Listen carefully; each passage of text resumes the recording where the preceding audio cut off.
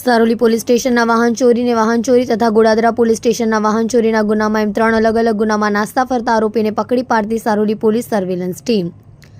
Police commissioner Anupamsinh Gehlot સાહેબ, ખાસ police commissioner sector 1, નાયબ પોલીસ કમિશનર ઝોન 1, મદદનીશ police commissioner B division Surat શહેરનાઓએ આગામી ગણપતિ ઉત્સવની સમગ્ર રાજ્યમાં ઉજવણી થનાર હોય, કાયદો વ્યવસ્થા જળવાઈ રહે તે માટે તકેદારીના ભાગરૂપે વિવિધ ગુનાઓના નાસ્તા ફરતા આરોપીઓને પકડી પાડવા સારું સૂચના કરી હોય, જે સૂચનાને માર્ગદર્શનને આધારે પોલીસ ઇન્સ્પેક્ટર S.R. વેકરિયાની આગેવાની હેઠળ સર્વેલન્સ સ્ટાફના police sub inspector J.N. Chauhan બીજા સર્વેલન્સ સ્ટાફના માણસો સાથે અલગ અલગ ટીમો બનાવી વર્કઆઉટમાં હતા। દરમિયાન ASI Ajitbhai Thakorbhai, assistant head constable Baldevbhai Bharatbhai, assistant head constable Pravinbhai Narvatbhai નાઓને મળે સંયુક્ત બાતમી હકીકતને આધારે વાહન ચોરીના Saroli police station, Varachha police station, Godadara police સ્ટેશનના જુદા જુદા 3 ગુનાઓમાં નાસ્તા ફરતા આરોપી